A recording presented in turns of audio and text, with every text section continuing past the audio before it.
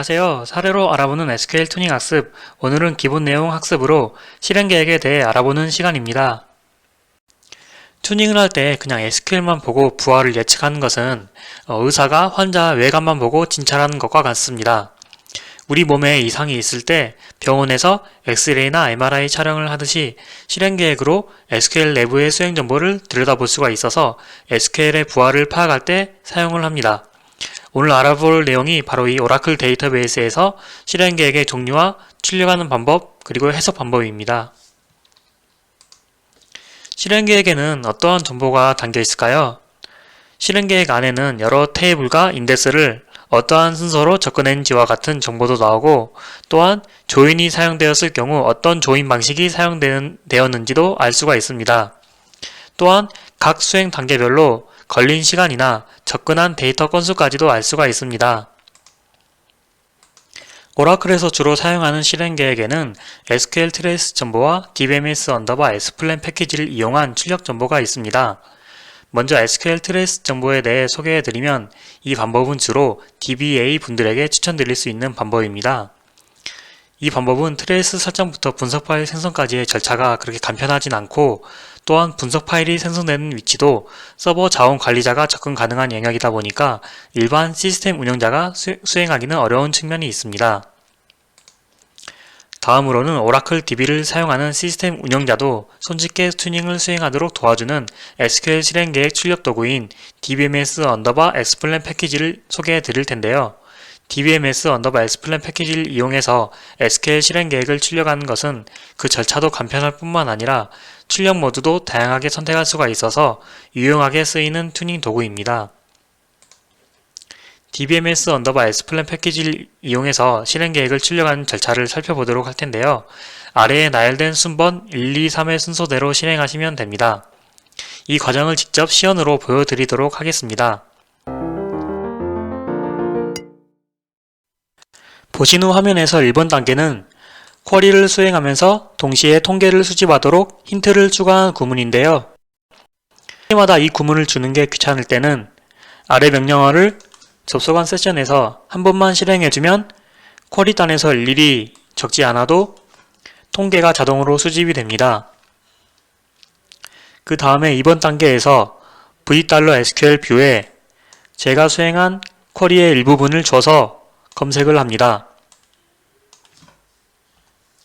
실행을 해보면 이 검색 조건과 비슷한 쿼리가 모두 출력이 되는데, 제가 방금 수행했던 쿼리만 보고 싶으면 구분이 가능하도록 자기만의 주석을 이렇게 추가해서 다시 쿼리를 수행해 주시면 됩니다.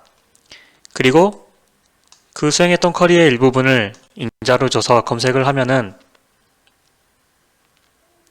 이렇게 두 개가 출력이 될 텐데, 세션단에서 통계를 수집하도록 했기 때문에 이 v-sql을 제외하는 이 부분도 함께 수집이 되는 거라서 그 부분은 제외하도록 이렇게 구문을 추가해 줍니다.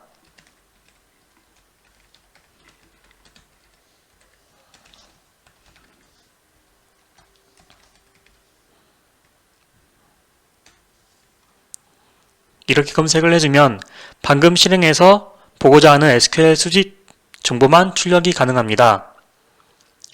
여기에서 SQL ID와 차일드 넘버 정보를 3번 명령어에 인자로 전달하기 위해 그 부분만 출력을 해서 이렇게 인자로 넣어주면은 원하는 SQL의 실행 정보가 출력이 됩니다. 추가로 에디터에서 실행했던 SQL이 아니라 시스템상에서 수행된 SQL의 실행 계획을 보기 위해서는 시스템에서 수행된 SQL의 SQL ID를 알아내서 3번 명령어에 인자로 넣어야 되는데, 그럴 경우에는 2번 명령어 대신에 아래와 같은 명령어를 수행해 주시면 됩니다. 이 명령어를 통해서 이 elapsed time이 100만보다 크다 조건을 달아서 1초 이상 걸린 쿼리에 SQL 정보를 출력해 줄 수가 있습니다.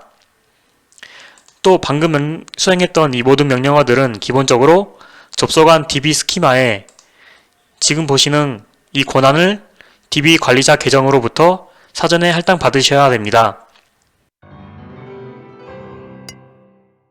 2번, 3번 명령어를 수행하지 않고도 1번을 실행하신 후에 바로 4번 명령어를 실행해서 이전에 실행된 SQL 실행 계획을 출력하실 수도 있습니다.